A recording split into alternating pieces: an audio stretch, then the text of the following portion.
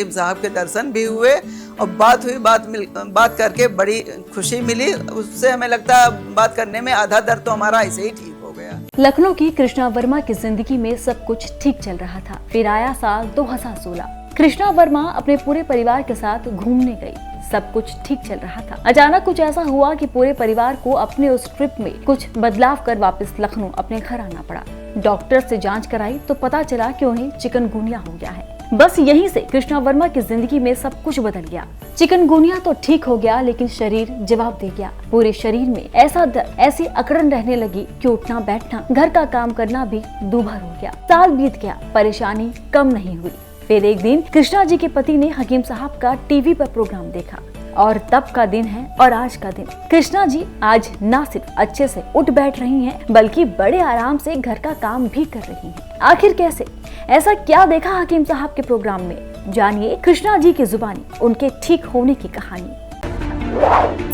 नमस्कार दर्शकों, स्वागत है आप सभी का हमारे बेहद खास कार्यक्रम में। मैं हूं आपके साथ शैलजा त्यागी। दर्शकों, सेहत और जिंदगी की टीम पहुंची है लखनऊ के अपने सफर पे, जहां पे हम अपने पेशेंट्स के घर जा रहे हैं और वो फैमिली मेंबर्स जो सेहत और जिंदगी कार्यक्रम से जुड़े हुए हैं।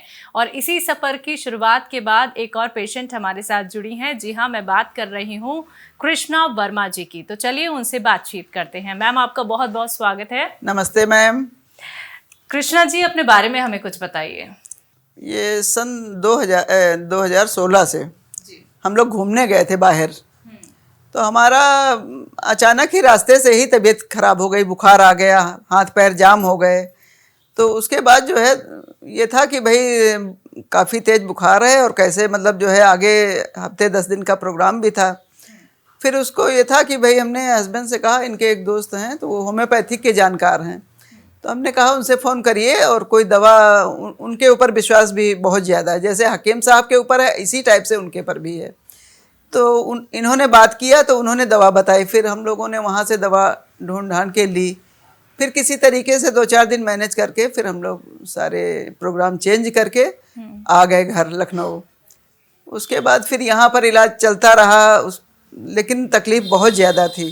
यहाँ मालूम हुआ, जैसे डॉक्टरों से दिखाया तो मालूम हुआ कि चिकनगुनिया हो गया है और इसका कोई इलाज नहीं है। तो होम्योपैथिक ही चलाते रहे।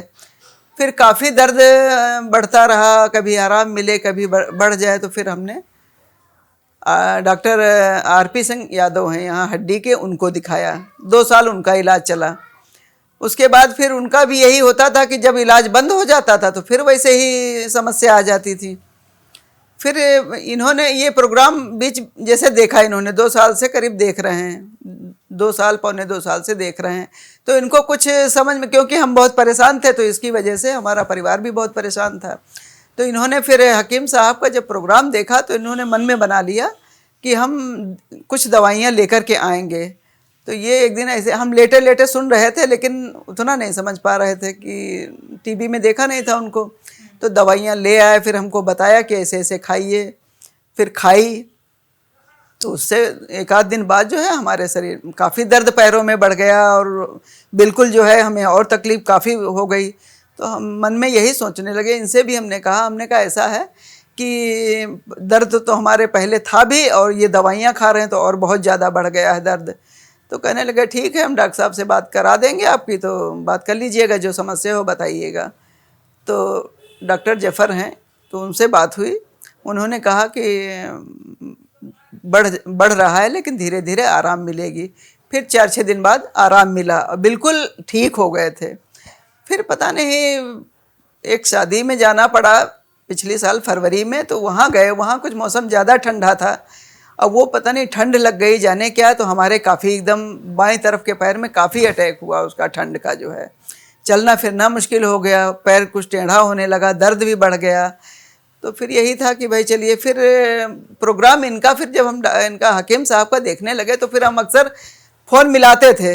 और बाई चांस ऐसा हुआ कि पहला ही फ़ोन हमने जैसे ही मिलाया वैसे ही आपसे बात हुई, हकीम साहब के दर्शन भी हुए और बात हुई, बात करके बड़ी खुशी मिली। उससे हमें लगता बात करने में आधा दर्द तो हमारा ऐसे ही ठीक हो गया। फिर फिर जो है दवा चलती रही। फिर उन्होंने भी यही बताया, गोंसिया बताया हमको। तो तो फिर दवा तो चल ही रही थी, फिर हम पूरी बात तो कर नहीं पाए, इतने खुश हो गए कि पूरी बात ही नहीं कर पाए। फिर दोबारा भी हमने फिर फ़ोन लगाया, फिर लग गया। तो हमने डॉक्टर हकीम साहब से पूछा, हमने कहा हकीम साहब हमारी ये दवा, नाम सारे हमने नोट कराए, ये दवा हमारी चल रही, क्या इसके बीच हम गोंद स्याह ले सकते हैं? तो कहने लगे हाँ ठीक है, ले सकते हैं, कुछ गैप करके ले सकते हैं। तो फिर हमने गोंद स्याह भी शुरू किया, लेकिन ये सब गोंद स्याह भी चलता रहा, दवाइयाँ भी चलती रहीं, लेकिन काफ़ी आराम मिला। फिर हमारा ये एक साल 1.5 साल हो गया, तो कंधा अपने आप धीरे धीरे करके जो है ये लेफ्ट हाथ कुछ टेढ़ा हुआ, उसके बाद जो है ये कमर तक ही जाता था, और उसके बाद फिर ये पीछे हाथ नहीं जाता था। तो फिर परेशान हुए। फिर हमने कई बार हकीम साहब से बात किया, तो उन्होंने एक्सरसाइज कई बताई, एक्सरसाइज भी करते रहे। लेकिन फिर ये हुआ कि बच्चे कहने लगे कि मम्मी ऐसा है, फिजियोथेरेपिस्ट लगा लीजिए तो उससे और जल्दी आराम मिल जाएगा।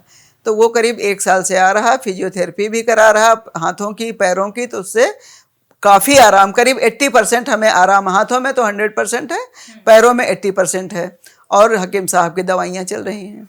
जी, आपकी उम्र कितनी है? आपके घर में कौन कौन है? हमारी उम्र तो है 61। जी जी। और घर में हमारे एक बेटी, उसकी शादी हो गई है, उसके 2 बच्चे हैं। बेटी GGIC में सर्विस करती है, और दामाद जी हैं तहसीलदार, वो जिला कन्नौज तिरवा में हैं। और 2 बेटे हैं, बड़ा बेटा बैंक में है, वो सीतापुर में पोस्टिंग है। बहू हमारी भी बैंक में है, वो यहाँ लखनऊ में पोस्टिंग है उसकी। छोटे बेटे हैं वो कन्नौज में, वो भी पोस्टिंग है, लेकिन वो जज हैं, और बहू भी जज है, दोनों छोटे वाले। तो हकीम साहब से आप टीवी के जरिए जुड़ी थी? जी जी जी जी जी। और कितने लोगों की आपने मैम मदद की है जब आपको राहत मिली हकीम साहब का नुस्खा अपना के? जब हमको राहत मिली और हस्बैंड को भी राहत मिली, क्योंकि ये तो काफ़ी उनके मुरीद हो चुके हैं, मुरीद तो हम भी हैं उनके। लेकिन ये फिर जो भी दोस्त या कोई भी रिश्तेदार, कोई भी फ़ोन करता था, कोई भी किसी तरीके के बात करने में तकलीफ बताता था, तो ये तुरंत उसको आप ये ले लीजिए तो इससे आपको आराम मिलेगा। जैतून का सिरका बहुत मतलब गया इधर उधर रिश्तेदारों में, दोस्तों में। और ये क्या नाम, गोंद स्याह, कुछ मरीज ऐसे भी हैं, जैसे मान लो गोंद स्याह हम डिब्बे ले आए, मंगवा लिए, तो भाई जो नहीं खरीद पा रहा है उसको भाई ऐसे सेवा के लिए दे दिया कि भाई इसको फ़ायदा हो जाए। जी मैम, जैसे जैसे उम्र बढ़ती रहती है वैसे वैसे अपना ख्याल रखना बहुत ज़रूरी हो जाता जी, है। जी, जी। क्योंकि हर एक व्यक्ति चाहता है कि वो फिट और फाइन रहे। जी। और जब यूनानी ट्रीटमेंट का जिक्र आता है तो इसका लोग ज़्यादा से ज़्यादा परहेज ही करते हैं, क्योंकि एक बहुत लंबा ट्रीटमेंट होता है। लेकिन आपको आराम मिला, और आप और लोगों को क्या कुछ मैसेज देना चाहेंगी? क्या यूनानी ट्रीटमेंट से आप संतुष्ट हैं? जी बिल्कुल, पूरे 100%। और हकीम साहब के लिए कोई मैसेज? हकीम साहब के लिए तो हम तो कहते वो अमर रहें अमर रहेंगे तभी हम लोगों की और जनता की सेवा हो पाएगी जी। और हकीम साहब जो कहते हैं कि वो रिटायरमेंट ले लेंगे या फिर कुछ और? अरे वो सुन करके जी, वो सुन करके तो हम लोग सब घबरा गए थे कि अब इतनी जल्दी तो बात भी नहीं होती, कभी हो पाती कभी नहीं हो पाती, उनसे कैसे कहा जाए कि अभी रिटायरमेंट ना लीजिए चलिए, आपको देखने वाले दर्शक आपको सुन रहे हैं, उनको कोई संदेश? जी बिल्कुल, हम तो कहते हैं कि आप लोग एलोपैथिक का तो बहुत ज़रूरी हो तो इलाज करिए, और नहीं तो यूनानी से जुड़ जाइए, इससे बढ़कर कोई इलाज नहीं। बहुत बहुत शुक्रिया कृष्णा वर्मा जी, आपने अपने घर हमें बुलाया, अपना कीमती वक्त हमें दिया, बहुत बहुत शुक्रिया। धन्यवाद मैडम। तो दर्शकों, ये थी हमारे साथ कृष्णा वर्मा जी, जिन्होंने बताया कि वो कैसे खुद को फिट रखती हैं। अगली बार फिर से मुलाकात होगी एक और सेहत और जिंदगी परिवार के सदस्य के साथ। तब तक के लिए मुझे दीजिए इजाजत। नमस्कार।